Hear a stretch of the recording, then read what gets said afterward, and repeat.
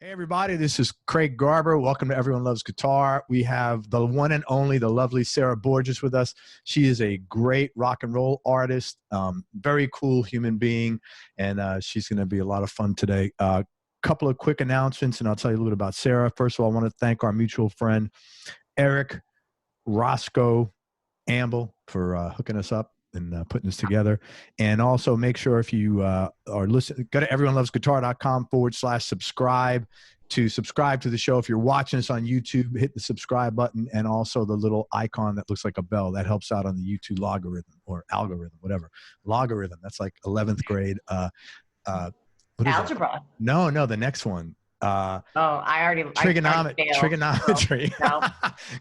Wow, there's some glitch running into me today to think about. Anyway, tell you about Sarah Borges. She's gone from front woman to solo act to front woman again. She's successfully navigated the weird road that winds from emerging artist to veteran performer. She's made seven records and racked up countless touring miles. She has an Americana Music Award nomination, multiple Boston Music Awards, and song credits on TV shows on The Sons of Anarchy and The Night Shift. Bands like Los Strait Jackets and Big Sandy and his Fly-Rite boys have brought her out on the road with them. Cowboy laureates Steve Berlin and Dave Alvin have collaborated with her. In the last few years, she's been married and divorced, become a mom, and gotten sober. This woman's got her hands full. She doesn't sit down for very long, which is why I like you. Her sound's been described as walking that fine line between country and punk, but to me personally, she's a very solid, to me, I'm older, indie rock and roller, man. She belts it out. She gives 110%. Great performer. I watched some videos of you on YouTube. I listened to two of your records. I listened to Sarah Borges and the Broken Singles, Love's Middle Name, and I listened to Good and Dirty. Great EP. So thank you so much for your time. I appreciate you coming on the show. Thanks, Craig. I'm so happy to be here. Likewise. You had a birthday party, I can see. Yes, we did. My son turned 9. And so we're leaving them up all year because who doesn't want something festive right about now? Right about now, absolutely. Well, happy birthday to your son. Congratulations. Thank you.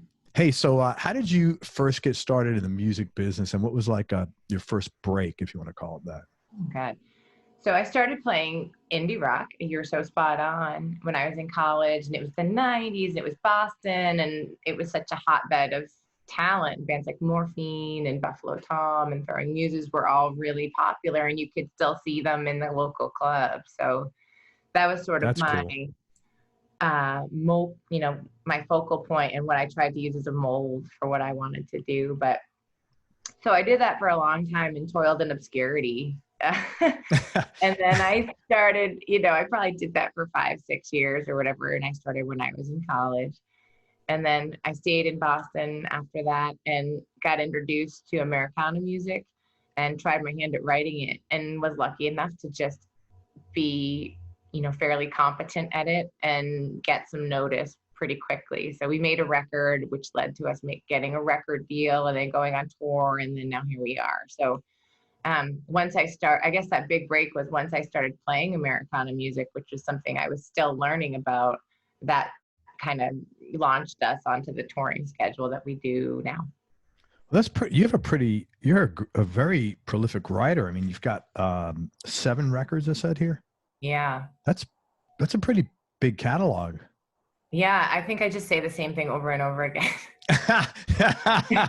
So many of the songs are like, you're a big jerk, I fucking hate you, and I've got issues. But who doesn't have issues? At least you get to constructively take them out, even if it's the same issue over and over again.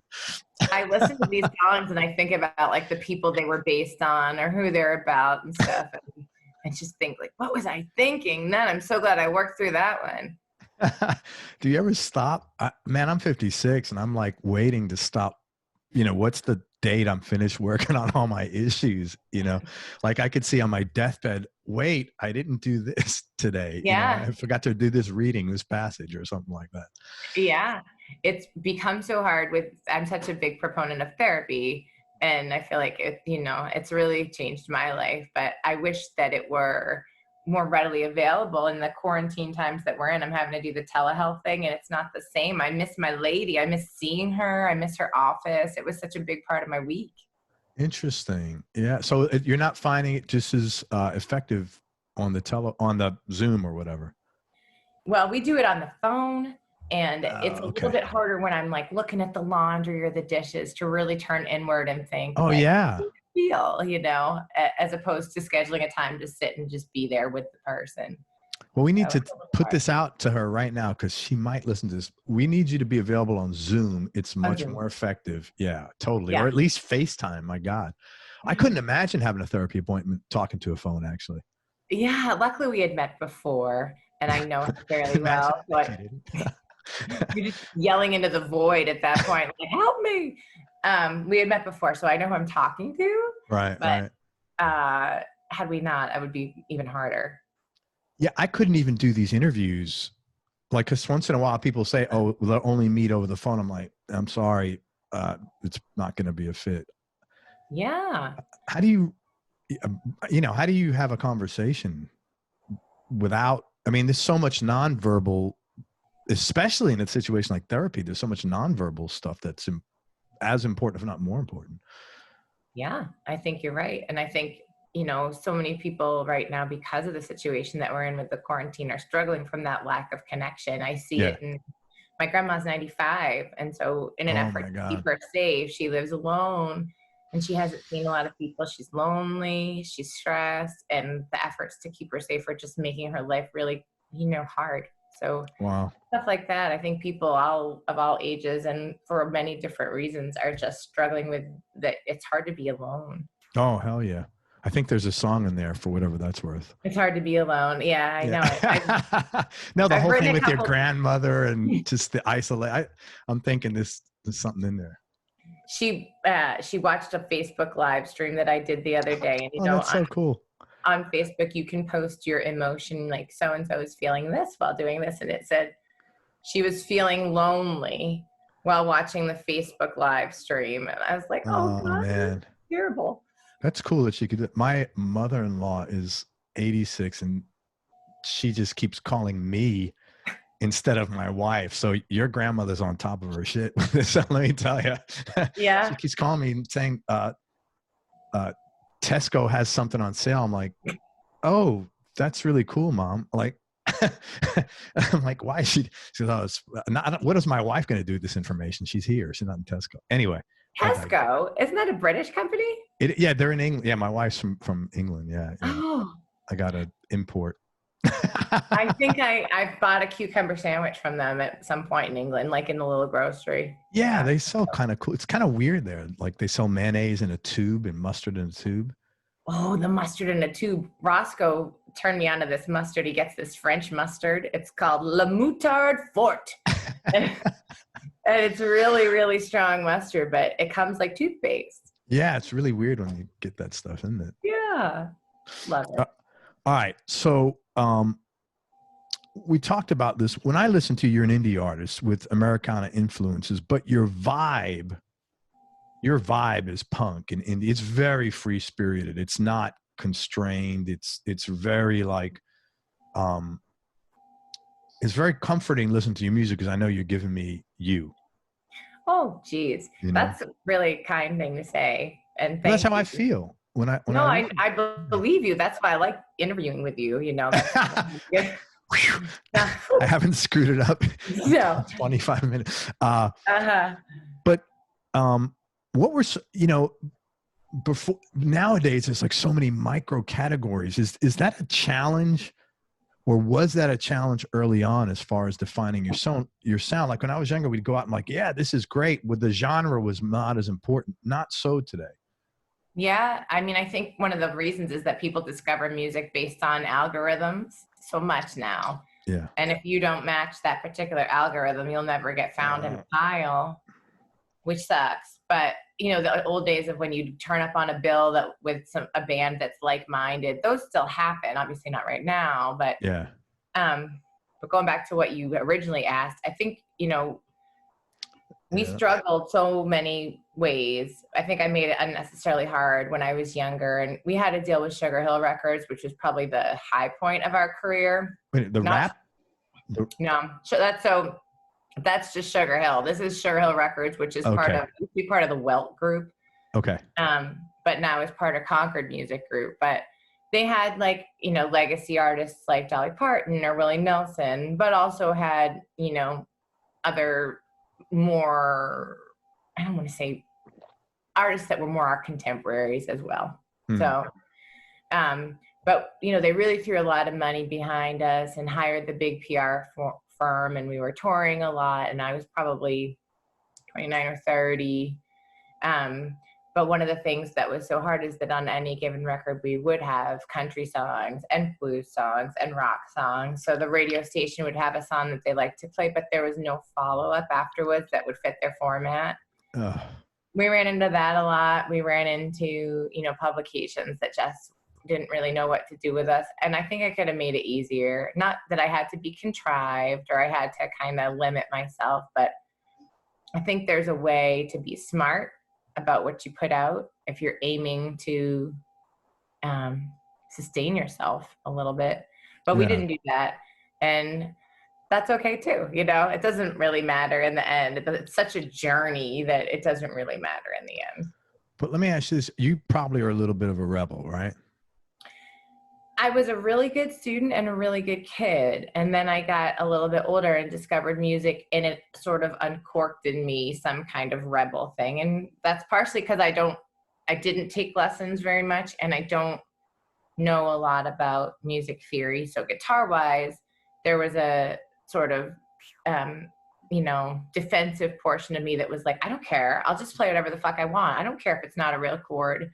And as I've gotten older, I've let go of that a little bit more. But that's how I started. Yeah, from that place, I'd say.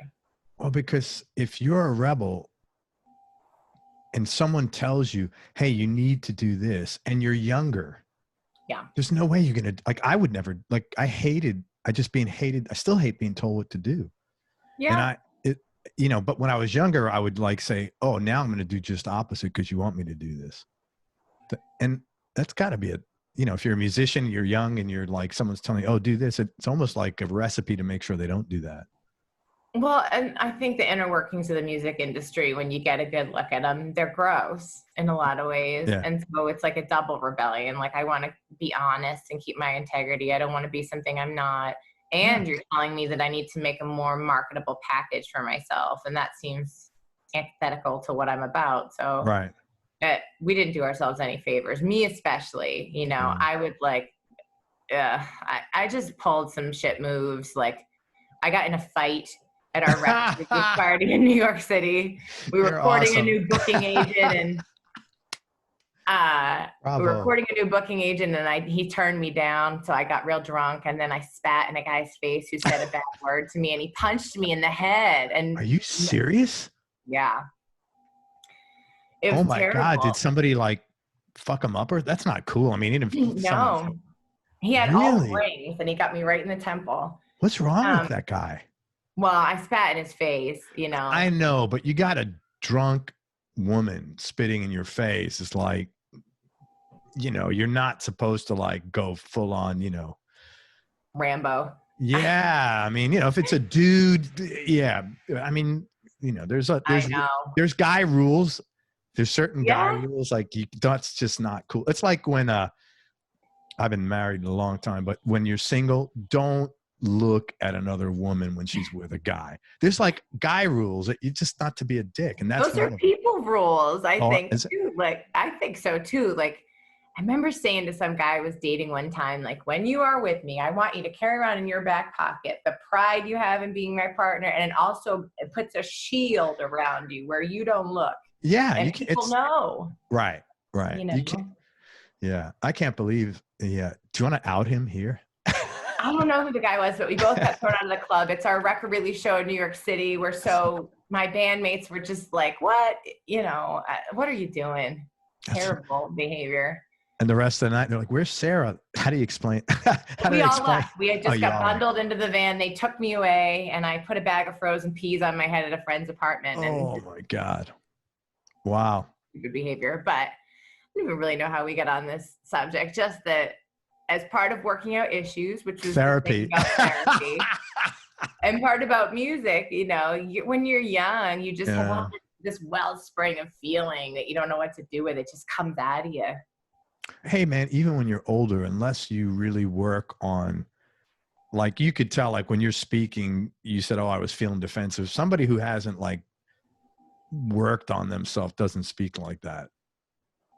Yeah, I mean, I really try, and I try to Yeah, be you could measured, tell. especially as a parent. You know, you never Mm. want to yell at your kid because you're having a bad day, Yeah, and you want to teach them skills that makes their life easier as they grow up. yeah. But it's hard. You got to check yourself like 100 times a day and be like, what am I feeling here? Why am I acting this way? You know, it's It's a become job. second. It's become second nature to me and Mm. to anyone who's done anything, any kind of self work. But Yeah, it is a job. Yeah. it is. But at least the good thing is when you sit and check with yourself, you got the answer. Yeah. You're checking with yourself because you got the answer. It's not, oh, this guy's a real asshole. What's going on? Why did I react like that? He might be an asshole, but that's a separate issue. Yeah. There's such freedom in being able to say, I don't know, Yeah. or this is out of my control. You know, it's like, those are two of the most freeing things I've learned, that you can only just control what's going on with you. Oh, hell yeah. I'm just writing down something you said. It was cool. You said there's such freedom in being able to say, I don't know. Yeah. Oh God. Yeah. I say, I Yeah. don't know so much. I'll tell you that before our interview today, I called Roscoe Amble up, and I'm sure we'll talk about guitars specifically at some point, but I have one of his guitars that he's so graciously lent me. Oh, that's cool. Yeah. And it's a really stellar guitar. And so I said, I need you to educate me because I'm going to talk to Craig on Monday and I can't go in blind. So these are all my notes about the That, history of the oh my guitar. God. That is very And impressive. yeah. It's very impressive. Now I'm going to make sure that we talk about this because I would not want this to be in vain. Well, don't expect too much. I internalize some of it. That's all good. It's totally good. But I did say to him, I don't know. I don't know anything about this guitar. I really need your help. And he That's was cool. great. And he knows everything about guitars. So you're talking with the right guy for sure. Some of your records you release under your name solo and others with the broken singles. What's the history about that there? And why do you do one or the other? So the first record was just released under my name, which was Silver City. And we hadn't come up with a band name yet. And we didn't have a solid band. It's always been me and this guy, Binky. He plays bass. He's my partner in crime up at the front of the stage. And he's my best friend, and he's my touring partner. And so basically, if he's on the record, it's a broken singles record because we've kind of determined that if there's the two of us, we've got the band. Okay. But the record I made first, I started without him. I didn't know him yet. I made an interim record, a couple interim records that he didn't play on. And I felt like I couldn't call it the broken singles without him. That was cool. So there might be a couple of exceptions of things that have been released either way, but that's usually my rule. If Binky's on it, it's a band. It's broken singles. You know what? That's really cool. I bet you appreciates that. I know you guys are buddies, so he's probably not thinking like that. He doesn't appreciate shit. No, but what you were talking about a while ago, you said, hey, the CD side of the music business, that doesn't go on a lot. No, I know. I appreciate that's people really cool. who do stuff like that. Yeah, I think good people that have been around all do, because that doesn't happen a lot. And that's really cool. It's like a nod of the hat to Binky. There's a network of people that I've come to know as I play music, and obviously Roscoe being one of them, and other guys that I play with too. But that's just how they are at their core, just as I would do that for Binky. Roscoe has lent me this guitar because I broke mine in great fashion on stage. It was very dramatic. And I didn't have another guitar. And so he's lent me this guitar that I've had now for a fair amount of time. And I know he has more guitars that he can play, but this is a special one. So I really appreciate that. So that's cool. Hey, I have to ask you this only because it's like such a popular topic. I normally don't ask about these things unless you want to, but has your career been different for you because you're a woman in your perception versus if you were a guy? Tell me. I don't even know if I've had time to distill it down to what I think, but I do know that the prettier you are, the more skin you show, the more flirtatious you're willing to be, the easier it is. And Wow. I'm okay to play that role sometimes. When I was younger, it's fun to be that person, especially when other people are buying the drinks and you get to wear a sparkly outfit and everybody loves you, you know.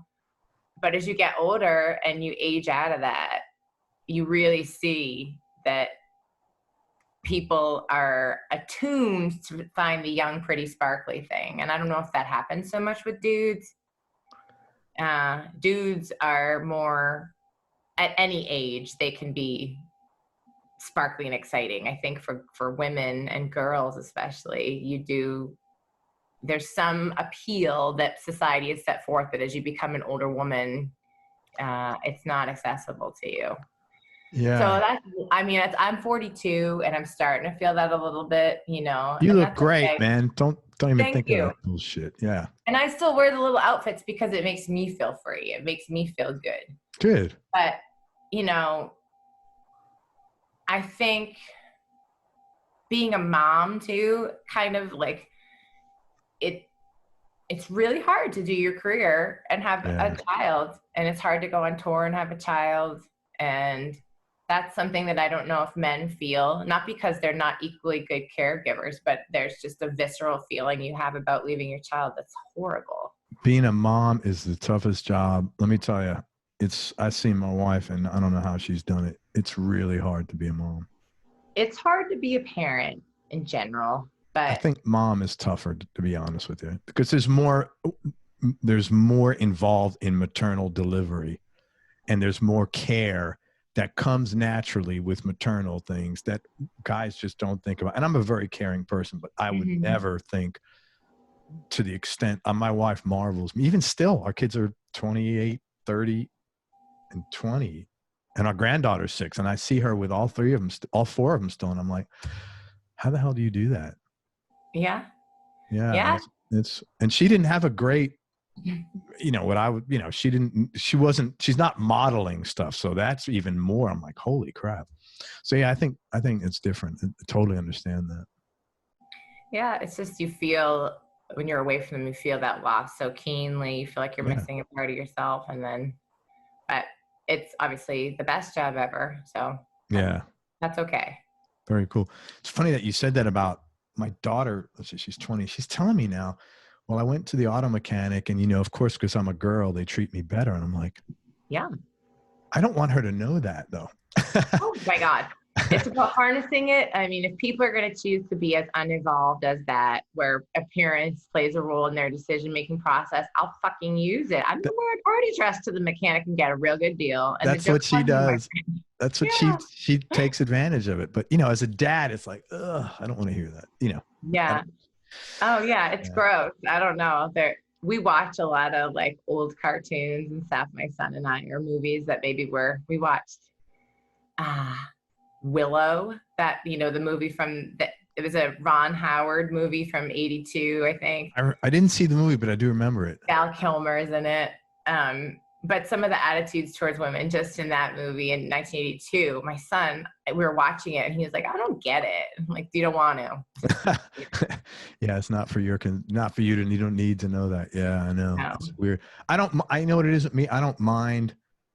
I'm not immune. I know how life works, but when I have a problem, when it's a guy my age, checking my daughter out, that's what I have a big problem with that. I mean, you're 56, you shouldn't be looking at a 20-year-old man. I'm sorry. It's like gross to me, you know. Well, I think maybe we should just get rid of, like, it's fine to appreciate in your mind the female form or the male form and stuff, but you don't have to say it. Yeah. And, you know, I still get flattered sometimes if someone pays me a compliment about my physical appearance, but I'm willing to trade that in for a society where we just don't talk about each other's appearance in a good or bad way. Like, because people can't really, they're just made how they're made, you know, and commending someone on being more attractive than the next person is like, that's fucked up. Well, I don't have a problem with someone's complimenting, but if they're like salivating, man, and you're like, this is a kid. But it goes with the territory, you know what I'm saying? Like, I don't think people know how to draw that line, so maybe we just need to stop doing it all together. I don't know. But, you know, I feel glad that I have a boy child because I won't have to go through that. But boy child. Boy child. My mom and I are very active in his life, and we're priming him to be a feminist, because if I ever catch him like catcalling a lady, there's going to be a problem. Yeah, that's interesting. Yeah, my kids are not. They don't. My sons don't do that. They're pretty cool like that. Yeah, I would be upset. Yeah. Yeah. All right. So in the last few years, you've been married and divorced, became a mom, and got sober. I want to ask you some questions about each of those things, but only to the extent you're comfortable. So if please anything is fine, and I'll tell you if I don't like it. Yeah, just say pass or whatever. We've had like 60 guests on the show talk about getting sober, and I have a YouTube playlist called Musician Sobriety Stories, and that's one of the top. Because what happened was people started emailing me in, or just listeners with comments here and there, like, hey man, I was really happy I heard this, I'm struggling right now and this got me through, and I don't know anybody whose family has not been touched by addiction of some sort, so mine is not immune to that. So I was like, man, anything I can do to put that message out there, I'm really happy. So that's why I like talking about it. I assume it was marriage, then divorce. Where in that sequence did sobriety come in? Oh, I think I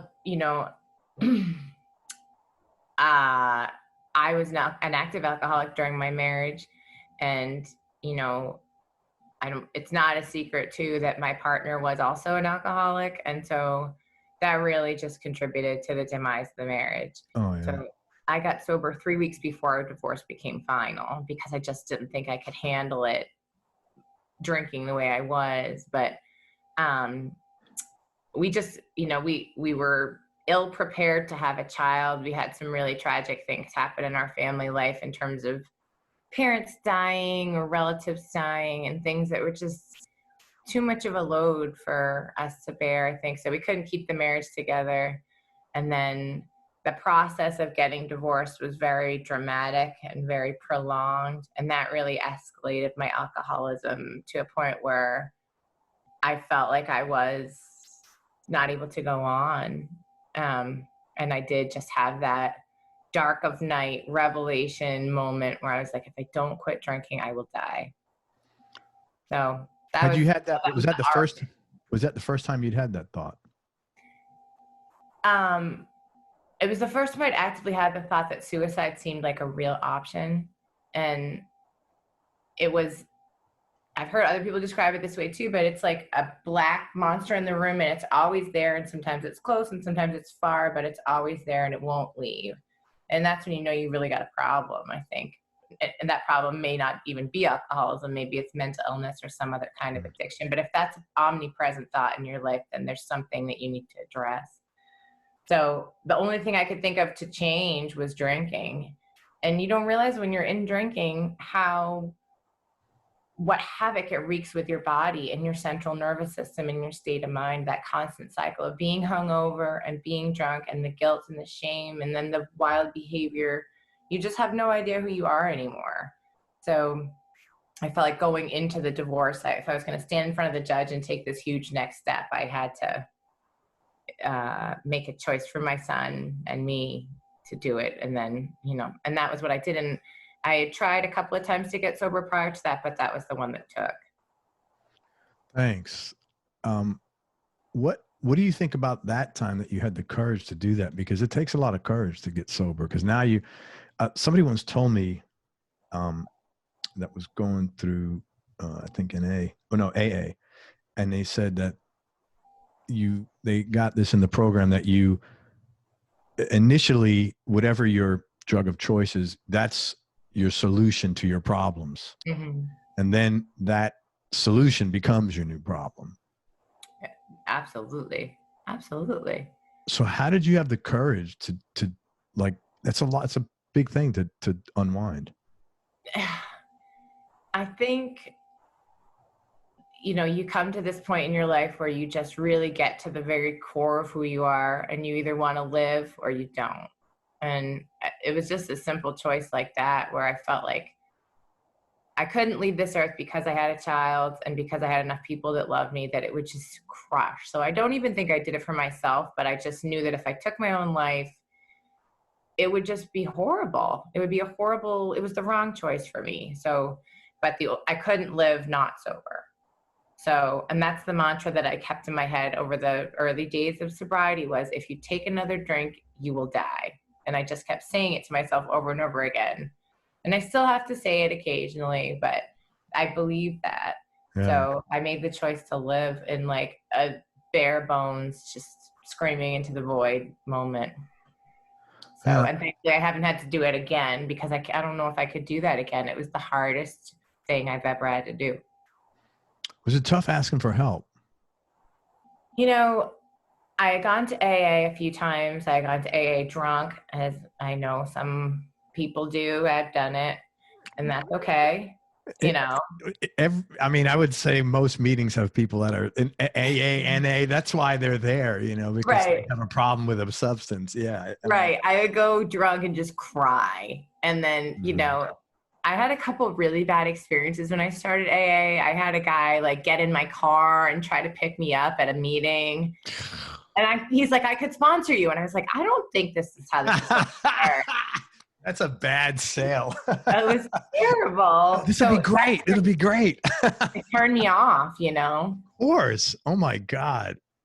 And then I've never done all the steps. I've never completed the program, and it's a desire that I have. It's funny, we should be talking about this, but more on that in a second. But I went to this old ladies meeting. I finally found a meeting that was comfortable for me.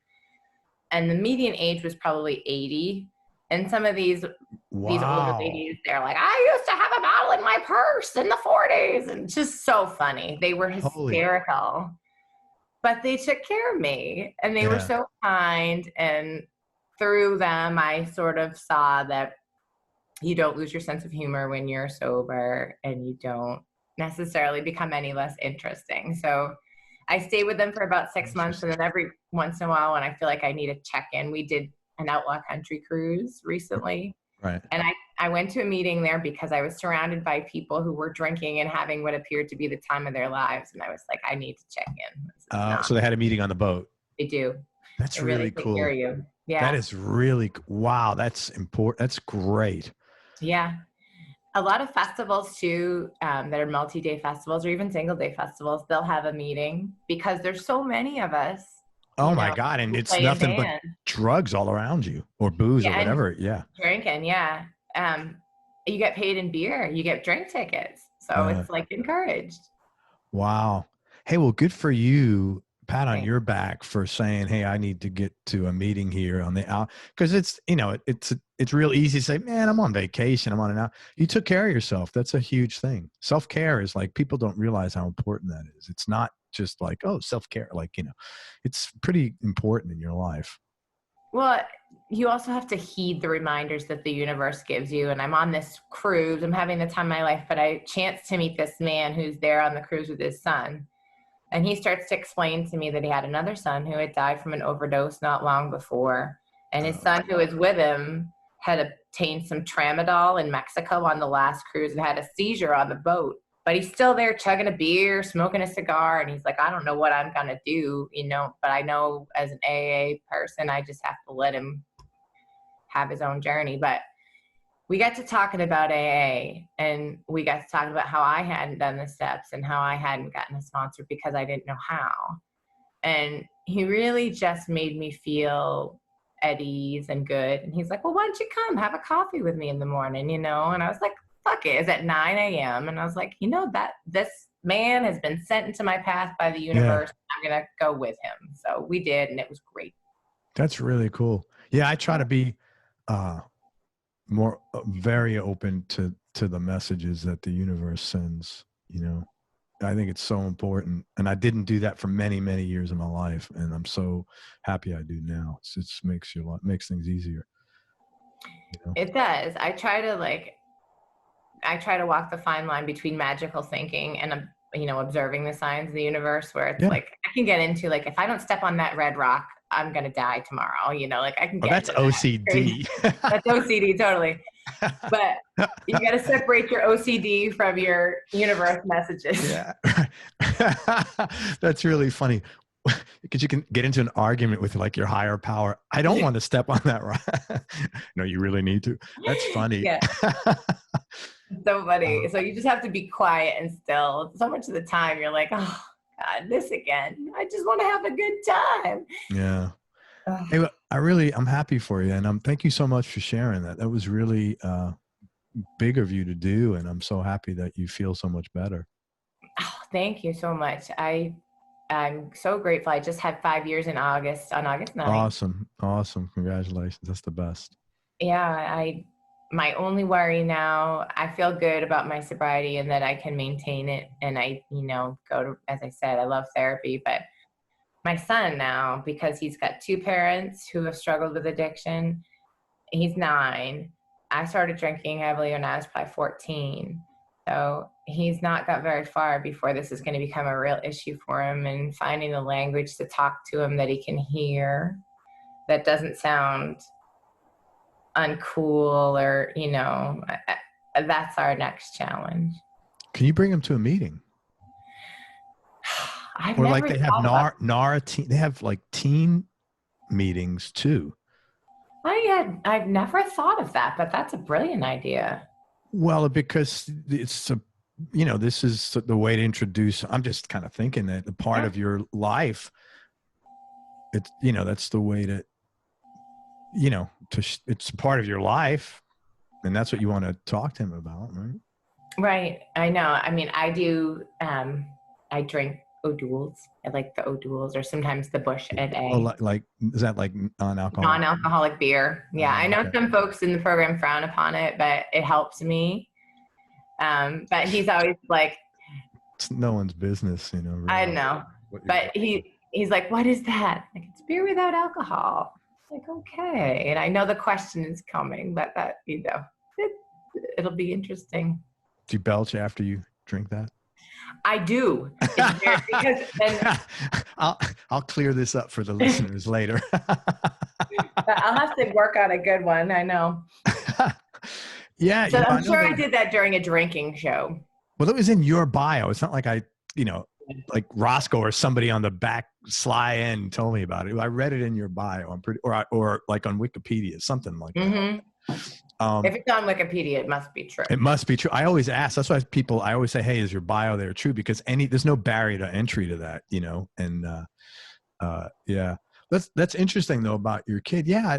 You'll be fine. You're so sincere. So it's going to work. I hope so. He's got a really good dad too, Good. He, my son is smart and capable. We're choosing to keep him home this year as opposed to sending him to school. So that too will be, I'm not going to play shows now for a little bit, obviously, because it's not an option. Touring's not an option. So we've chosen to keep him home for the year and school him. So this is we're starting on something entirely new, but I'll get to know him in a different way than I have. That might make you drink. I got to tell you that. Fair warning. Well, 4th grade math is hard. We did a little bit last year. 3rd grade math, I was like, I don't fucking know. Fractions. Oh my God. Yeah, because they can't go out. There's no like friends and hanging out or anything, is there? We've started to create like a little pod where he can go, good. Play video games 6 feet apart from his friend on the porch. Thank God. That's but great. It's going to be snow soon, so that's not going to be an option. I don't know. Well, I'm thinking ahead, Craig. Slow down, Sarah. Relax. Be in the moment. Yeah, be in the moment. Damn right. It. Well, thanks. Thank you for sharing your journey, man. And I wish you nothing but continued success. You're so cool. You'll be fine, whatever you do. I know that. Thank you. You're a very strong person. Thank you. Biggest changes for you as a result of getting sober? I used to think I was so crazy. I was like, I'm crazy than a shithouse rat. I have so many problems. And then all my problems, not all of them, but the bulk of my problems just magically went away. Interesting. Yeah. And I realized that either I made the problems or how I was reacting to the problems was making them worse. And that every bit of that had to do with drinking. Yeah, the amount of I've noticed the amount of drama that an addict has in their life is incrementally greater than like other non-addicts, for sure. It seems like that anyway. I think there's something about, for me as an addict, that I crave excitement. And one of the things I would always think when I was drinking is like, I'm having a party. Nobody's coming to the party, but I'm having a party. So fuck you. I'm doing, I got music on, I'm dancing, this is great. but this is so funny. But you crave excitement a little bit, and you got to be wicked careful not to, stir shit up in your regular life just because you're looking for excitement. I've learned to appreciate that life can be calm and nice, and that's okay. You know what? I've never said this on the air, but I'll put it out there. I would encourage you, if you're interested, look at the ACA program. Yeah. Because it addresses that very thing specifically. Really? Yeah. Okay. So so ACA for people, it used to be called ACOA, Adult Children of Alcoholics and Dysfunctional Families. And a lot of people that grew up with heavy dysfunction, and I'm certainly one of them, it's high stress. This is what I've learned anyway. It was a very high stress environment.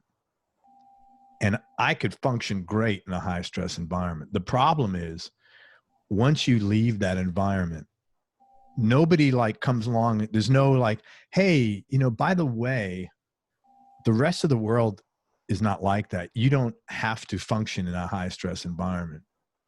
So what you wind up doing is subconsciously making decisions that lead to high stress, because that is your norm. At least that's what I did. That's 100%. I mean, it sounds so spot on. And if I think about myself, one of the other choices I made as a sober person is not to see my dad. And he had been someone who had been very supportive of our band and had gone to Germany with us, and, just really was at every show and stuff. And as our relationship sort of started to fall apart, probably because I came to some realizations when I got sober, but removing him from my life has made my life just incredibly less stressful. Yeah. And that's a hard thing to do, when you're drunk, I think because it's so painful. When you're sober, it's easier. Well, a lot of people, I'm not one of them because I haven't spoke to my family of origins in close to 35 years, but because they're toxic. And I think a lot of people say, oh, how can you do that?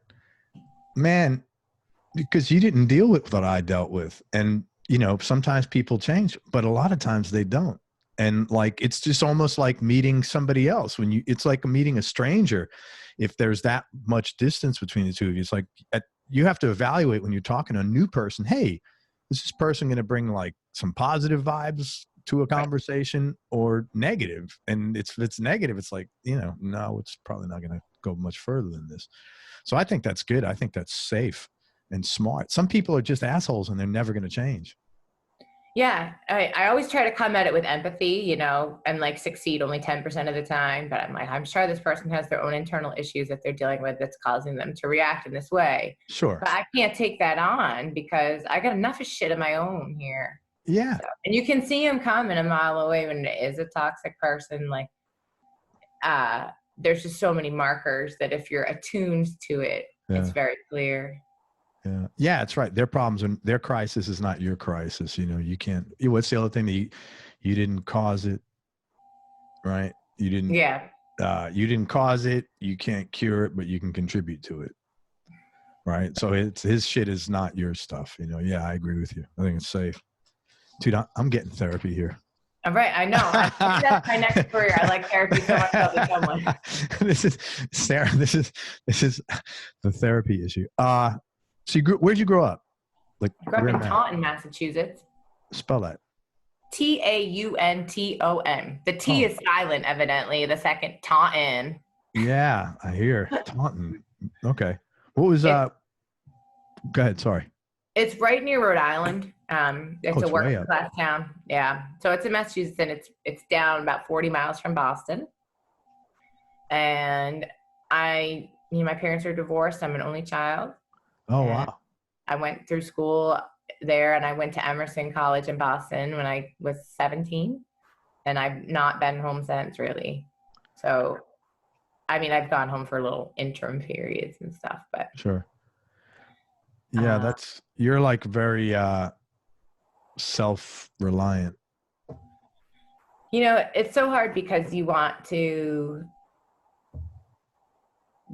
be respectful of, my mom is a very important part of my life. And so I always want to toe that line of acknowledging what she's given me in terms of watching my son so I can go on tour. Sure. And being very supportive of my career. But I also don't want to lie and say, my growing up was wonderful, because I think my mom was a real good mom and stuff. And my dad was a pretty shitty dad. But if I had to characterize it, it wasn't horrible all the time. It wasn't horrible, but it's not the kind of growing up I want my child to have. Oh yeah. I totally get that. Yeah. And you got to actively ward that off. Yeah, because it's like, I'm sure you've probably had this feeling when your child does something that just infuriates you. And there is that brief second where you can explode into anger, and it would feel so fucking good to have that release of like, what the fuck is wrong with you? Why did you do that? But you just cannot go there. Yeah. And I did do that because I would yell, because to me, I was like, well, I wasn't hitting them. I wasn't beating the fuck out of them. So I was like a step ahead. You were winning. I was winning. Yeah, that was not winning at all. But I read a book. Unfortunately, I got turned on to it too late, called Love and Logic, about disciplining kids. And the thing the guy said, and I read it in time for my daughter, who was exponentially more difficult than both my sons together. Anyway, but the book said, don't feel like you need to put a punishment on them right away. And I was like, yeah, that's pretty smart. They said, because it just stresses you out. I'm like, yeah, it really does. Yeah. And they were like, just tell them, hey, there's going to be a consequence for this. I don't really know what it is yet, but we'll deal with it later. And I was like, wow, that's pretty brilliant. Well, and the flip side is it gives the kid like this moment of terror where they have to wait. Yes. Right. They do. Yeah. But I thought that was great. That really made a huge change. That was when I first started trying to lower stress in my life. That was like one of the first things I did, unknowingly, but that's what happened. Yeah. Yeah. Yeah. Like, yeah. I'm always looking for ways to lower stress. That's a great. Love and Logic. And he writes, it's like Love and Logic for babies, Love and Logic for teenagers, Love and Logic. I think he's even got a gender, one for males, one for females. It was great. It really was great. Now there's a little bit of religion in there, which I'm not a religious person, but you just ignore that part. The concepts I thought were great. Yeah. Right. Yeah. Did you know early on you wanted to be a musician? I did a lot of theater and chorus in school, starting from a very young age. I remember saying to my mom, I was little, I sat up in my bed and I was like, I'm going to be famous. My mom was like, okay. It's like, no, Mom, you got to believe me. I really am. So I don't know if I wanted to be famous so much as I knew I just wanted to have this as my job. So I got to music by way of school stuff, chorus and band, or chorus and drama club. And I did a lot of that, so much of that in high school. It really saved me socially. Yeah. Because it was such a family of choice. And then I went to Emerson College with the intent of doing that more, but ended up getting a degree in radio. Really? What'd you do? What made you go for a degree in radio? Because I could do live music engineering, and they had a really great live music week. So I could learn how to mic a drum kit and do stuff like that. So it gave me a little bit of information for later in life. I feel like college was I socially learned more than I did academically, but it was worth it. That's cool. Worth the student loan. It was Emerson College. Yeah. That was cool. When did you start playing music?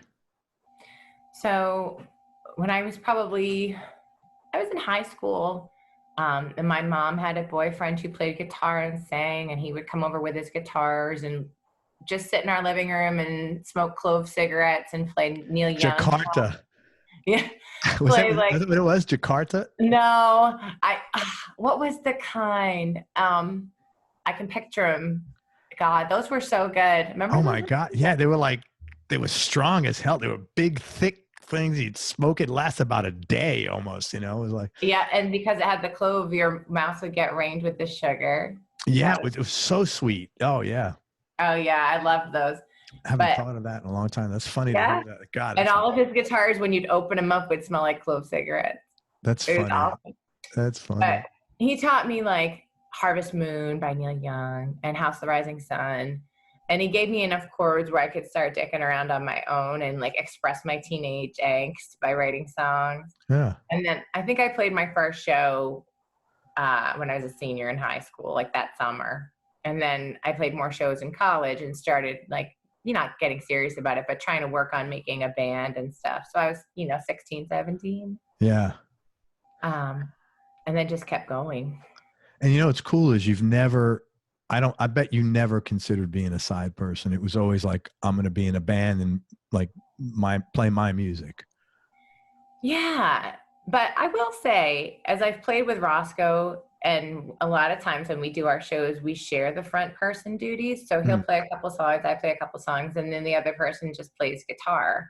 So for him, that's very natural because he's, an incredible soloist and great guitar player. But for me, just playing rhythm guitar while he's singing and playing lead guitar, it's really refreshing because I get to be one with the band, and it is a good hang. I don't know if I could do it all the time, but for those however many songs in a set, it's fun. You're playing your songs though?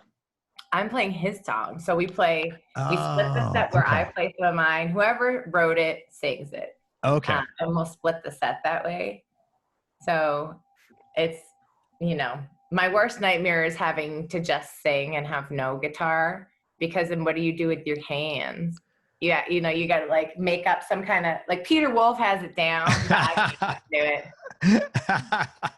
He's been doing it like a long, long, long time though. He's a fixture here in Boston. You see him out in the clubs all the time. You must know Duke Levine then. I do. Yeah, he's a really good guy. Great guitar player. Lovely. Yeah, he's really such a nice guy. He's so quiet and funny, and what a beautiful guitar player. Yeah, he's a really good guy. That's funny. Yeah. It's a small world. It's a really small world. I could see you do. Yeah, I think you'd be fine. You have so much energy though when you're singing. Yeah, you would definitely like rock it without a guitar if you wanted to. I know. You have to like let yourself go in a way that I don't know if I can. It's like being an actor, like I feel like to be a good actor, you probably just have to let it all hang out, not care what you look like, if you're ugly, if you look stupid. And when you're playing guitar, I have the moves down, so I don't have to worry. But when you have no guitar, I don't know what to do. I stand like this or like this. No, I think you'd be. I think you'd be totally fine because you have your energy is so high. I've watched a lot of videos of you. Oh, well, thank you. No, you have high energy. You'd be great. I miss those high energy shows because what I usually eat and then not having those energy workouts, I'm like, I gained like 5 pounds. What's happening? COVID? Yeah. No shows equals like I can't be eating those French fries. What? Tell me one or two mistakes that you might have made along the journey musically, and like what lessons you learned. Oh, I think the biggest mistake I made was when we were on Sugar Hill, we had a manager who we'd had for a long time here in Boston named Jeannie Smith. She is lovely.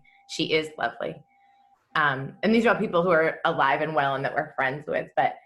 We had a booking agent who's still our booking agent called Mongrel Music. And I got a little big for my britches. And I was like, I'm going to get a fancy manager. I'm going to get a fancy booking agent. And I think we didn't end up staying with either a fancy booking agent or a fancy manager. What we needed to do was just stay with who brought, you dance with the one that brung you, because they helped us get that far. But I think in that moment, I wanted to grow our band, and I really lost sight of the human relationships that are the most important part. So I've openly acknowledged this to these people so they know, but I think I really didn't respect people in that situation. And I always think about it when I think about what not to do. You know, that honestly sounds like an honest mistake. I mean, it would sound like normally if you want to, I'm from my perspective as a observer, you would think, hey, I need to get better gigs. Let me get somebody that's going to get me bigger and better gigs. Right. That sounds like a pretty honest mistake. There's a way to do it, I think, where you know, I feel like it's so important to me to let people know how I feel about them and how valued they are to me. And I think in the moment I wasn't there yet. I just kind of was like, okay, we're not going to work with you anymore. And we're going to go on to this bigger company. Yeah, you didn't have the communication skills at that time. No, you couldn't. No, I didn't. Yeah. No, I didn't. And thankfully, everything came out okay. Oh, that's good. You know, and they don't hate me, but shit like that, or it's just stupid decisions that you don't think through. But that was a big bad choice that I made. Yeah, that sounds like a pretty reasonable mistake. Oh, yeah. I mean, extremely. And I'm sure you weren't the first person to let them go for that exact reason. I know. And if that's my worst, failure, it's not that bad, but no, it's pretty good. Little mini ones, like about a lot of it has to do with mistakes I made while I was drinking and my behavior. But I think, I'm sure it's been said so many times before, but letting go of that shame is such a huge part of recovery. So I work on that every day. Yeah. Just owning what I did and then making amends where necessary and then trying to process it and let it go. You know, one thing I've learned from the ACA program is like, it happened to me yesterday. Something happened, minor, was not a big deal, but the lesson I learned was huge. I was like, God, you know what? I'm human. Yeah. And I never recognized that. I always held myself to this like impossible standard of like how I should react and how, what I should be upset or not upset, just that stress that I had. Right. And now I'm like, wow, that was really cool. I'm just human. And I felt so good to learn that. It was a simple thing. It was a lesson was big. It was a simple thing that kind of taught it to me. And it was great. Yeah. I mean, that freedom in just saying, I don't know, or I have no idea. Yeah. And that's cool. That's allowed. Well, and then recognizing your strengths too, like I can't read directions for shit. When it's time to put something together, it's not my bag. I can't do it. But I am good at other stuff. And that's okay. Right. Don't shop at IKEA. Fucking hell, man. They're shit. Like, they're good for like rugs, but if you got to put it together, there's always too many screws or not enough screws. It falls apart. I give up. Yeah, I know. I'm great. I like doing that stuff, and I don't like shopping there for that reason. So forget it.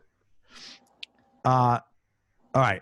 I don't want you to have done all that research for nothing. Oh. Tell me about your go-to guitar. Right. So, well, I'll back us up a step and say when I was 18, this guy showed up at our rehearsal space in Taunton, Mass. and said, I have a guitar and an amp in my trunk and it's $150, but it's not metal enough for me. So this was probably like 1994, 1993. And it ended up being like a late, I don't know exactly what year, late 70s, early 80s Guild Songbird guitar. Okay. So that's that big mahogany beast. And that was my guitar for a long time. And this is before I learned the merits of having a light guitar. If you're going to play for 2 hours, it's a little tough with that piece of wood on your shoulder. But so we go on the Outlaw Country Cruise for the first time. And I decide for the end of our set, I'm going to jump off the drums. And I fell off the drums. Oh. And it's a boat. You forget that it's moving. And that wasn't what did the guitar in, but when I got up to kind of like take my bow and say, hey, everybody, I'm okay, I caught my foot in the guitar stand and it knocked it over and it just smashed. And I broke the headstock clean off it. Okay. So Roscoe was kind enough to lend me his guitar, which is a Stone Tree. And he has worked with this guy, Scott Platts, to build some guitars that are kind of Roscoe specific. And the one I have is called the Roscoe Special. Roscoe Special. Yeah, it looks a lot like a Telecaster, but it's a little bit different shape. And I've never had a guitar that I've always just played what's fallen in my lap. I've never gone to the guitar store and purchased a guitar, but it's been usually a financial issue, or I've been lucky enough to like inherit a guitar from somebody or whatever. But the Stone Tree is the kind of guitar where, you know, it's got, Ross and I were talking, he's like, it has stainless steel frets. And that really, that makes it so much easier to play. Oh God, yeah. And the thing stays in tune. Every time I pick it up, it's in tune. When I use a capo on it, it doesn't go out of tune, even if I have to tune with the capo on, you know. The thing is, it's so dependable and so sturdy, and it looks like $1 million. So do you have it nearby? Yeah, I'll show you. Yeah, let's check it out. Oh my gosh, yeah. So it looks like this. Oh, very cool. It looks like a blonde Telly sort of with P90s. It does. And then see how it's like a little bit offset too, you know? Yeah. So, but yeah. Is that, it's not an ebony fretboard. It's a rosewood fretboard, it looks like, right? I believe so. Yeah. So what else? What else can I tell you about this? I don't know. Let me put it down and I'll read my list. Read your notes. My notes. We can get a little window, like the little round circle at the bottom, and pop Roscoe in there. The guitar weighs 7 pounds 4 ounces. Right. And so one of the things that I did learn is about the skunk stripe. Do you know about the skunk stripe? Down the back, yes. Yeah, I had no idea about that, but he's like between 1966 and 1968. You know, they made them differently. He gave me the whole rundown and everything. That's funny. And Roscoe so obviously loves guitars. Oh yeah, he's got a ton. He's got a ton. But it was so nice to talk to him about like what he likes about the Stone Tree. You know, he was just saying it's very reliable, it's easy to play. And I guess this all started because he and Scott had set out to reproduce the 66 this recreation of this guitar that Roscoe had. It was the first one called a Roscoe caster. Okay. Of the Stone Tree. And if you go to his website, you can look, and the 3 guitars are listed there with pictures. Oh, that's cool. The Roscoe special. That sounds like you get something at a diner, you know. The Roscoe special, I know. Yeah. But he plays those. He plays obviously other ones too, but he's really worked with Scott, I think, to come up with stuff that feels good to him to play. And then I'm the happy beneficiary of this loan. So how does that guitar feel?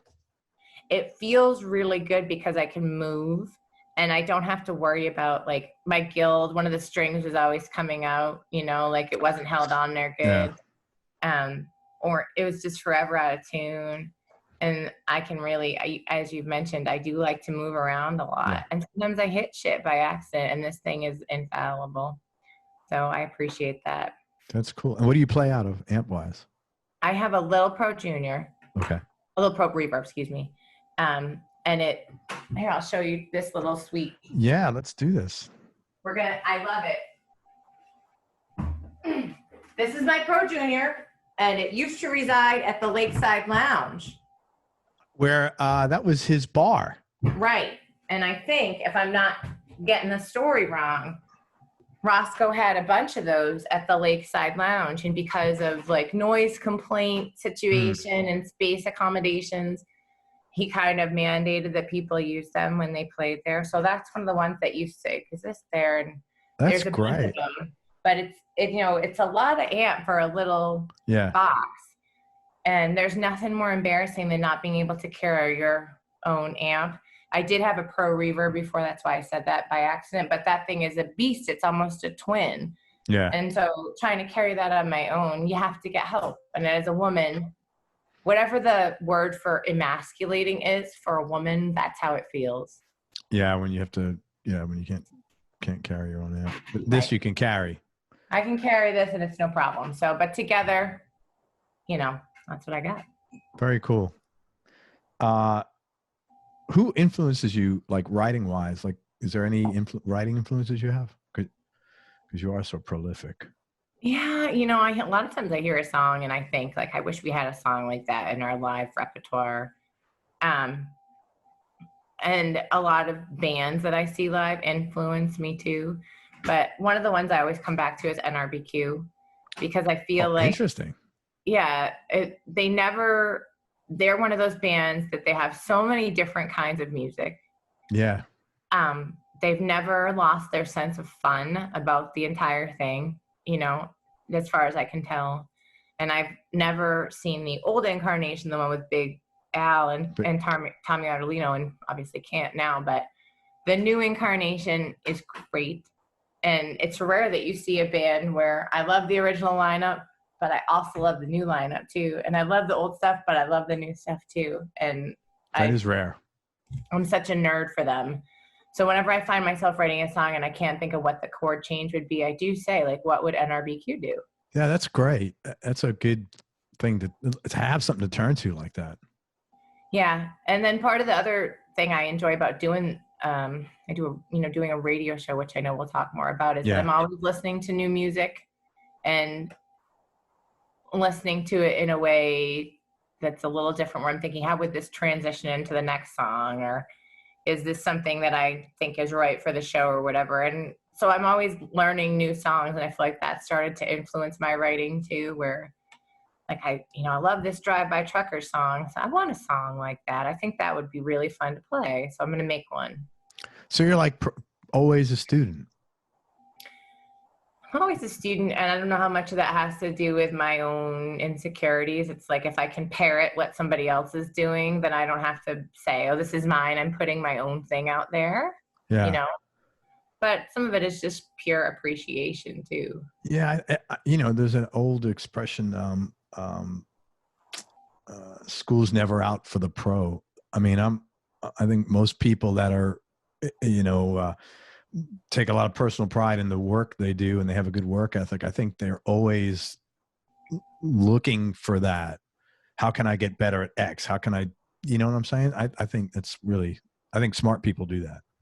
Yeah. Sometimes as part of my conversation with myself about getting older, I'm always checking in and saying, the day I stop doing that is the day I know it's over, It won't happen.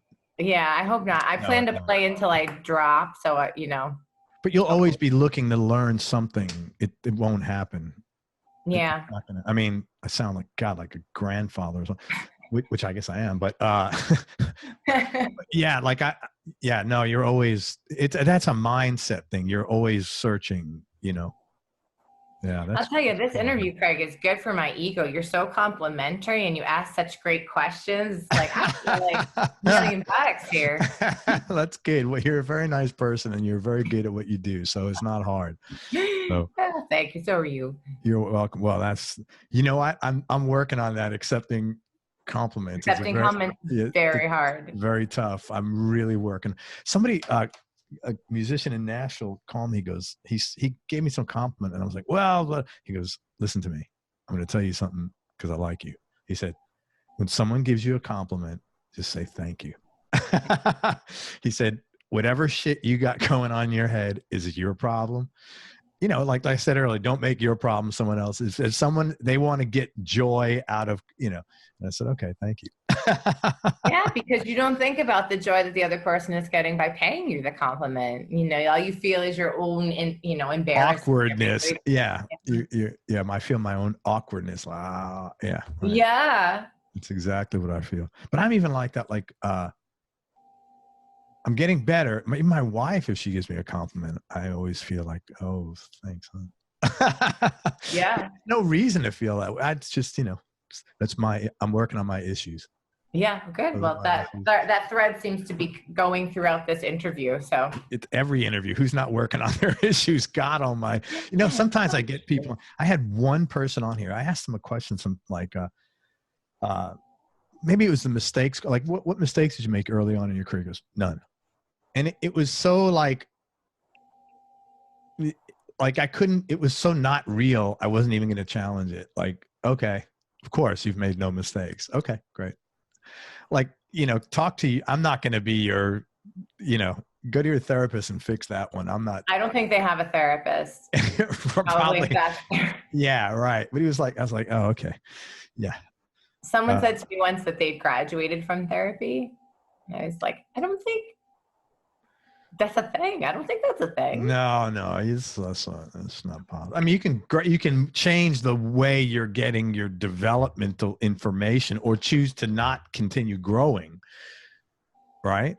Right. But so maybe you're reading a book, or you're in a program, or whatever, for this period of time. But that's kind of the same thing as a guy who said, I've made no mistakes. So,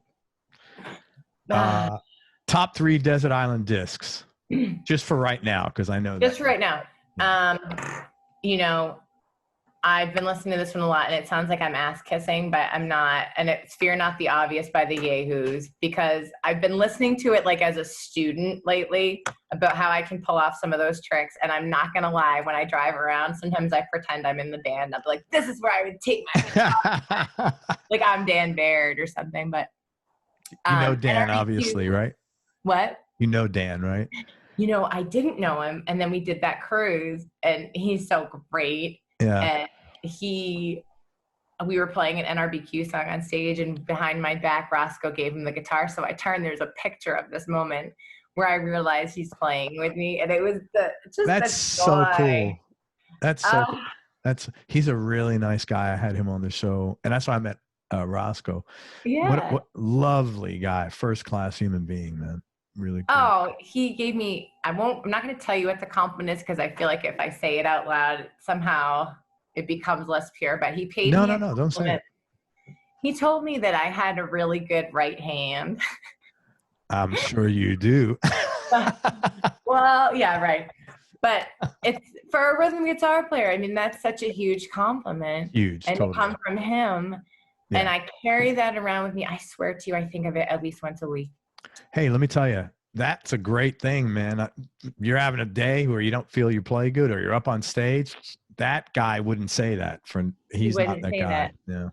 And hopefully it's okay with him that I shared it with the general public. If it's not, let me know. I'll edit it out. I'm sure it's okay. That's cool. Yeah, he's a very nice guy.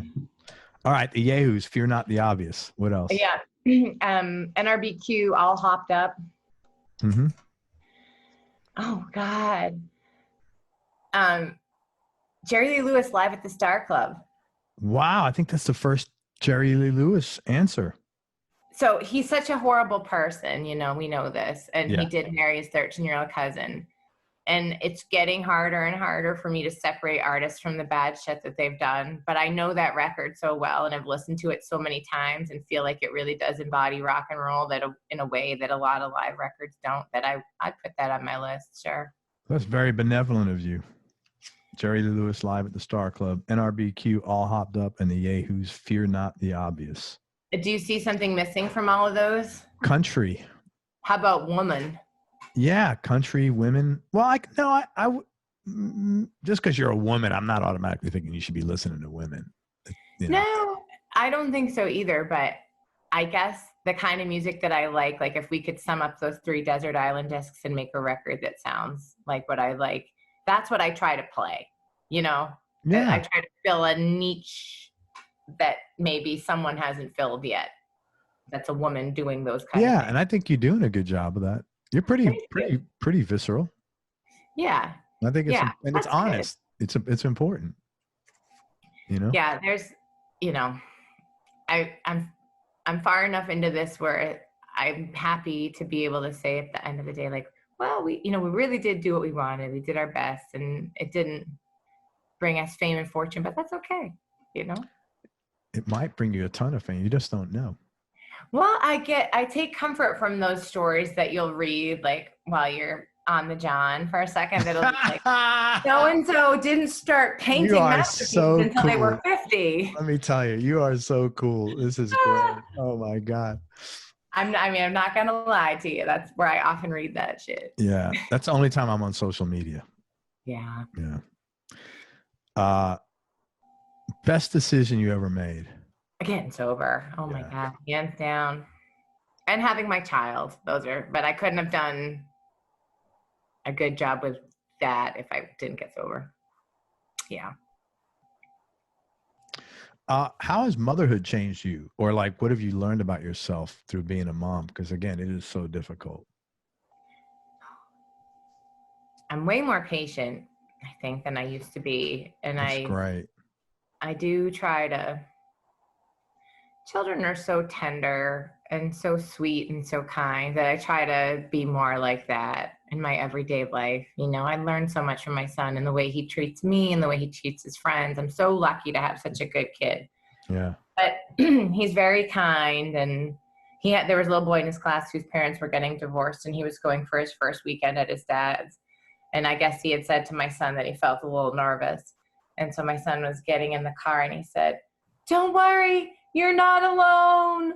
You know, wow. like shit like that. That's really, wow, that's really cool.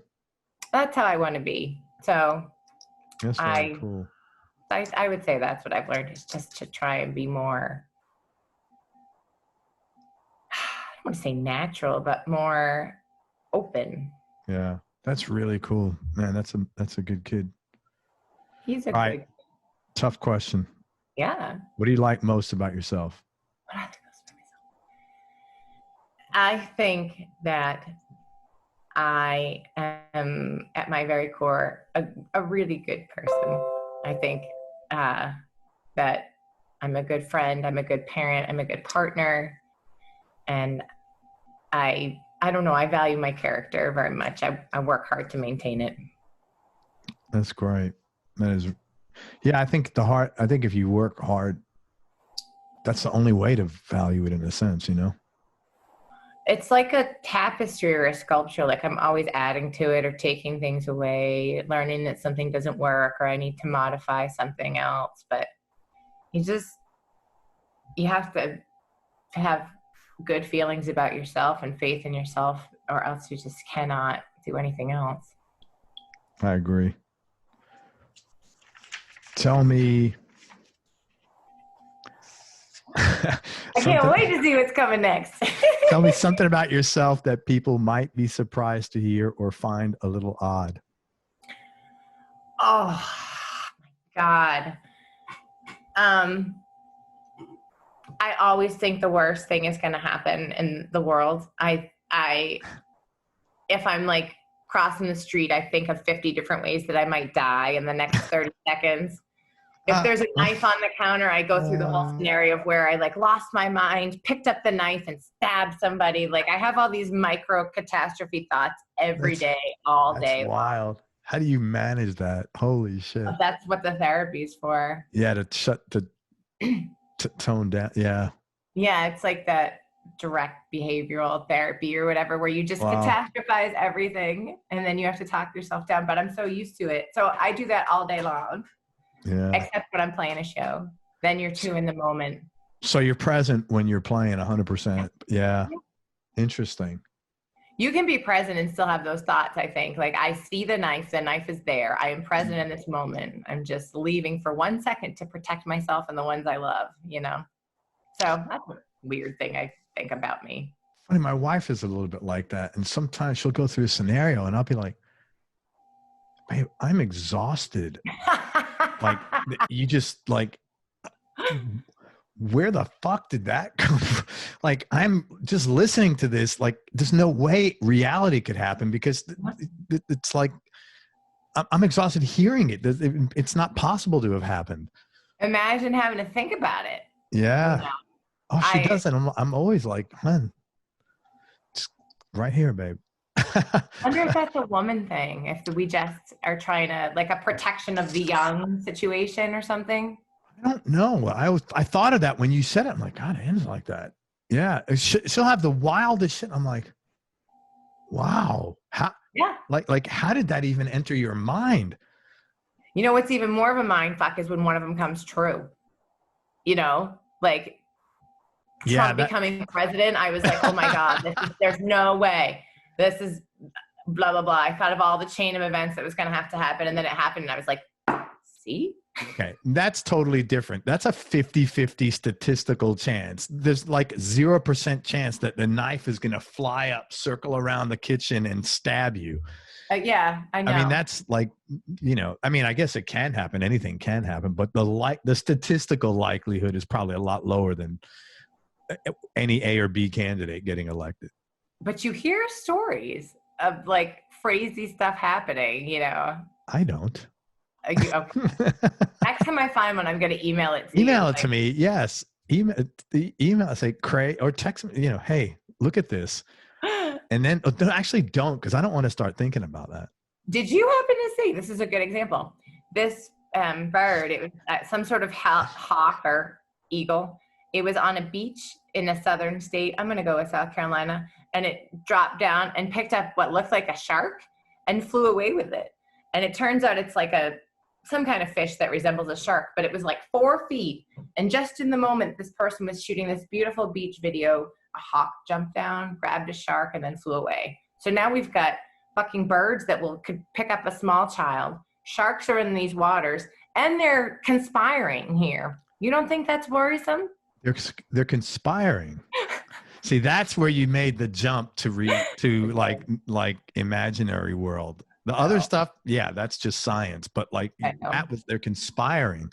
Yeah. But my wife does that, so don't feel bad. Yeah, and she's a bad. I keep it in person. check. Yeah, like literally like something almost like that, and I'll be like, give her a fist bump for me. I will. Yeah, I'm like, holy shit. How do you? I'm like, you got to relax. And she's, yeah. But it doesn't hurt and it doesn't feel bad. I think it's just the way of dealing with a world that you see is out of control, and you're trying to think of every possibility so that it won't happen somehow. Like you're protectively thinking against it. Yeah, I see. Because she doesn't feel bad either. I feel a mess when she says, I'm like, what is, I mean, like, you know, I'm like. No, I don't. It doesn't. Yeah. I think if I didn't think that, I would feel freaked out. You feel freaked out. Yeah.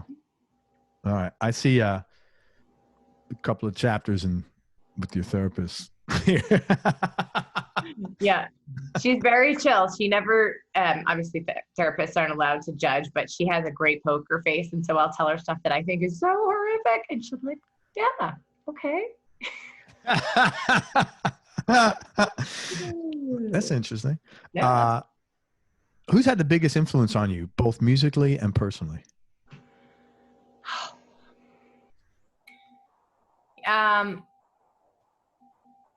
Who's had the biggest influence on me personally? You know, I don't know as I can say that there's one person that's had a influence on me personally, other than, you know, my mom is a big impact on me. It's her voice I hear in my head when I make a choice.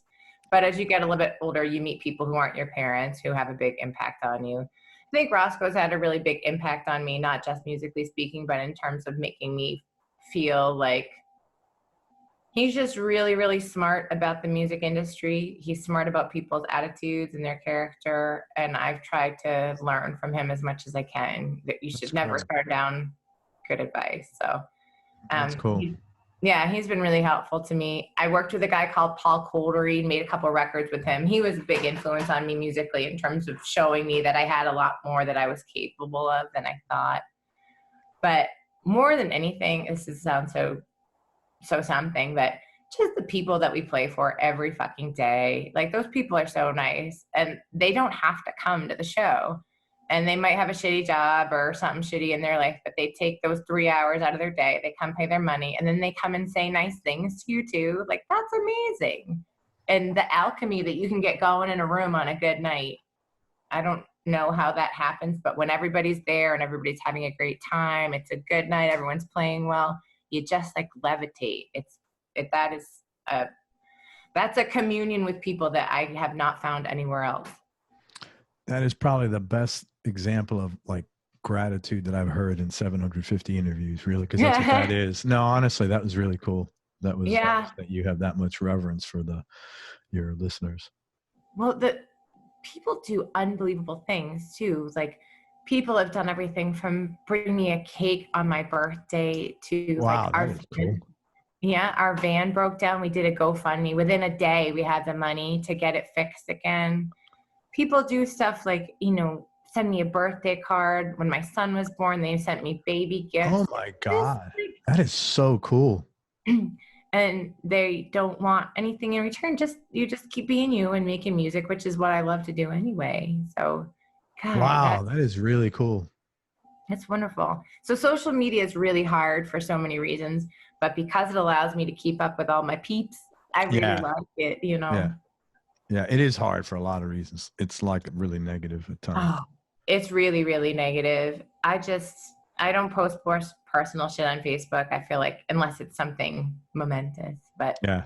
and I try to stay out of the fray because there's no point. Yeah. Like, yeah. Right. Where are you going with that? Every once in a while, I'll dip my toe in the water. If there's something that I see that someone has said that I find personally horrific and I feel like I'm doing myself a disservice by not saying something, I will go there, but it's so rare. Maybe once every 6 months, I'll say something. Yeah, it's probably a lot more headaches than you're going to get. In the return on that investment is probably pretty low for the most part. It absolutely is. But you know, sometimes where it's like, if you don't stand up, you feel bad. Yeah, I totally get it. Or if you're having a shitty day and it just pushes your button and triggers you for something right then and there, you're like, fuck, I'm throwing down. Yeah, well, you can call somebody names on Facebook that you can't call somebody names to their face. Oh. You have any non-musical superpowers?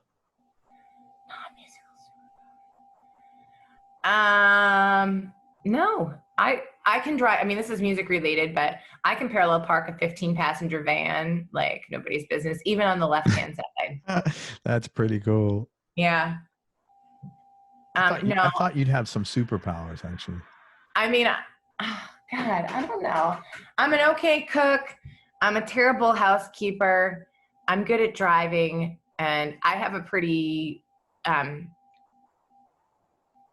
detailed mind for song lyrics. I can remember songs from when I was 5 or musicals from when I was 10. Yeah. So yeah, well, you can't write. You have to. If you write that much, people that write that much are pretty intellectually smart. You can't write songs, good songs, that many. Like you got to be pretty smart to do that. Or at least really into noticing the world and what people do in it, you know? Yeah. I love story songs, like, you know, Springsteen, I think is my prime example of someone who really does a great job of setting the stage of like, you can see the characters in his songs, you know what it feels like to be there, you know what it looks like, and he just takes you away for those 4 or 10 minutes, you know, and that I try to do that too. So I think you're right. It is partially about being intellectual, but also just about being so curious about what's going on in the world. Yeah. But I think it's definitely curiosity, but you got to be smart, you know? Yeah. Any hobbies outside of music? I used to be really into painting and art in general. And that was something that fell by the wayside after I had my child. So, yeah, that's going to happen. It's something that I did my whole life and I haven't done it in so long. And I always think today is the day where I pick it up again, and then it's not the day. So yeah, what is this? 2020, like probably 2028 or 9. That's like the ETA. Right. When he moves out, I'll start over again. No, you know, part of the pandemic is that I had to get a job. I drive delivery for the airport. Oh, that's cool. So it's no contact, which I feel good about, but I had to just do something because where there's no gigs and I can't wait. So, what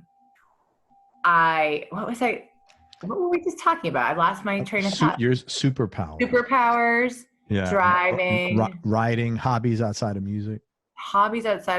Painting, 2024. Fuck. I don't know what it was. Oh, you should play this interview in the van as you're driving these people, and then like subtly let them know, oh yeah, this is an interview I did. And I'll be like, they have no idea about what I do. It's just a garage. Is it safe to be in the car? She's talking about knives flying.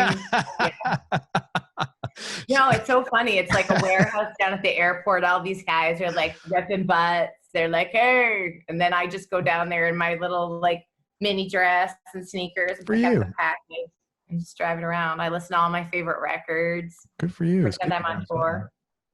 Yeah. Good that you're doing something that you could tolerate. It's hard to have a job when you're used to playing music, you know? Well, it's also an interesting little slice of life too, you know, like people talk about John Prine and how he learned so much about his songwriting from when he was a mailman. And, I didn't know that. Okay. Yeah. So I feel like I'm learning a lot about, like, I go all over the place. Sometimes it's to like BJ's, and sometimes it's to like a dude's driveway in the middle of New Hampshire. It's a very unusual job, but I'm always alone. I don't talk to anyone. Is that creepy? No, because it's sort of like the best of both worlds, where I love to drive and I'm so used to driving for tour, but I don't have the bandmates in the back irritating me. So, and I get to keep all the money. Yeah. It's the antithesis of what you're normally driving around doing, sharing all the money and getting annoyed. So now you're all, yeah. Stop breathing that way. Toughest decision you've had to make, or most difficult thing you've had to do?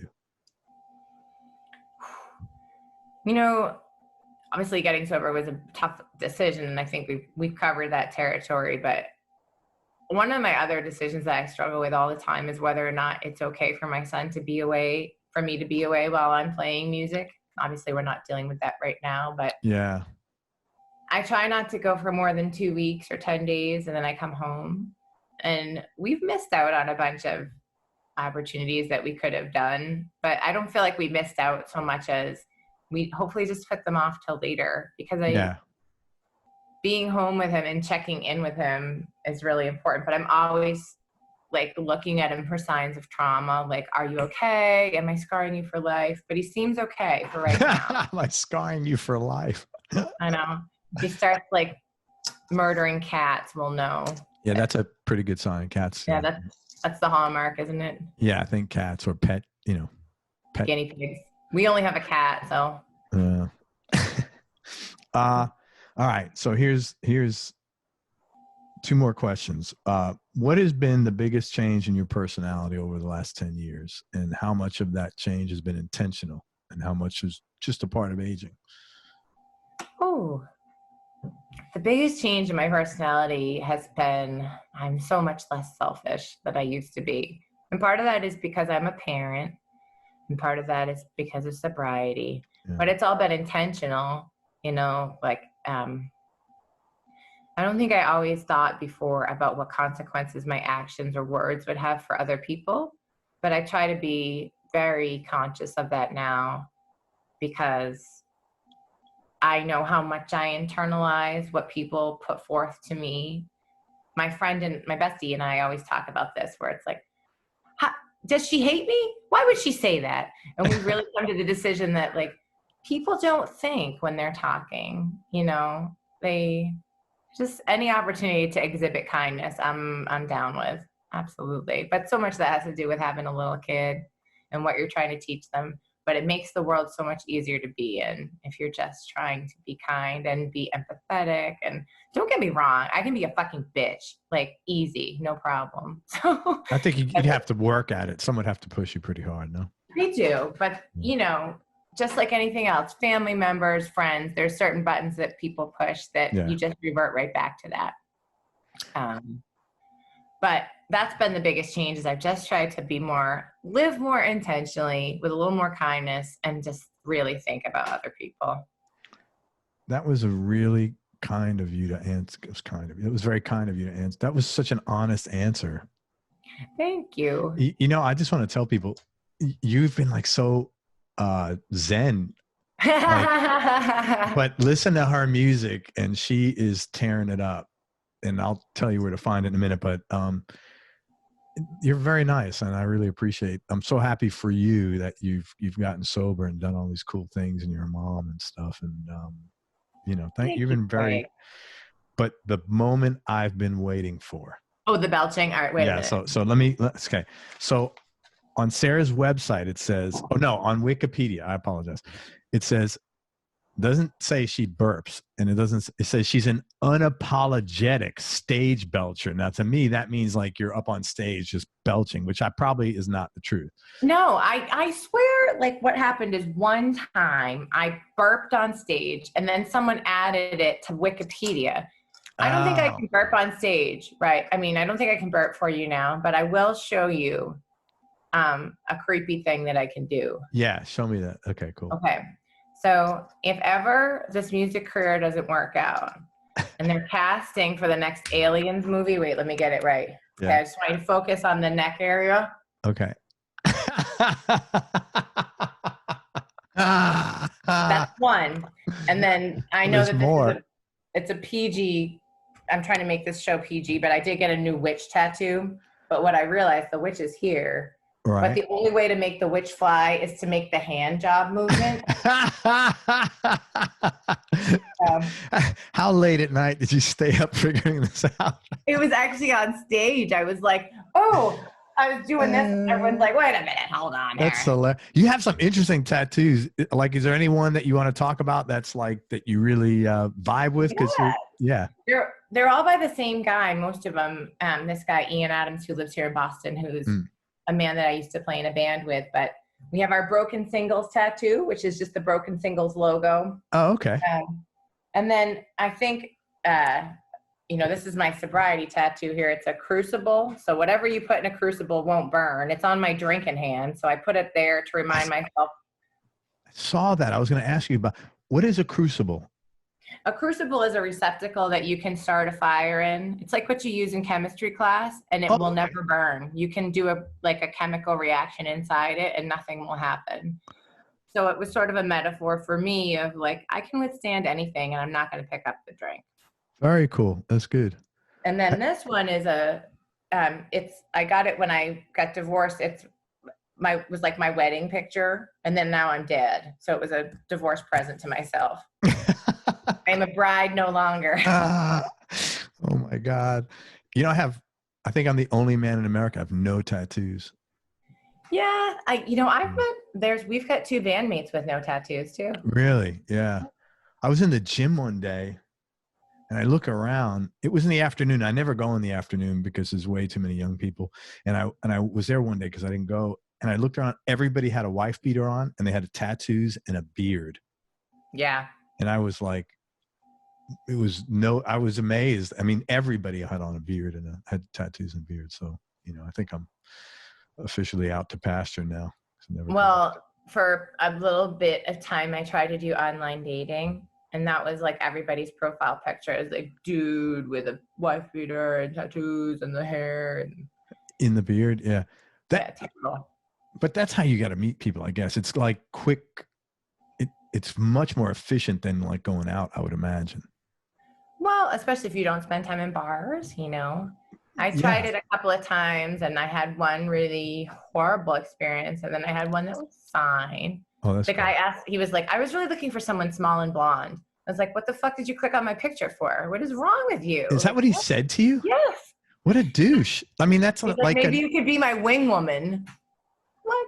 Is that what he said? I was looking for someone small and blonde, but I clicked on you're tall? I'm 5'8", yeah. I clicked on a tall brunette. Oh, and how do you say something that's stupid to somebody? I mean, I haven't dated in years, but I mean, you don't have to, that's amazing. You yeah. don't have to be a weatherman to know it's raining out either. Anyway, listen, you're the best. You're really sweet. You're very kind and you're really cool. And I like that you are yourself. And that is the most important thing. So thank you for giving us that gift today. Oh, Craig, it's been a pleasure to talk to you. You're so kind and just so nice and funny. I really like talking to you. Likewise. You come back on when you come out with your record so we can promote it. All right. Okay. Let me tell people where to find you. Okay. First of all, Sarah Borges. Her last name is Borges. And if you follow her on Facebook at Sarah Borges Music, she does live streams like weekly. More like monthly. I've been slacking, but we're going to ramp it up a little bit, I think. So. Well, whatever you're doing, she does live streams. Just follow her on her Facebook page.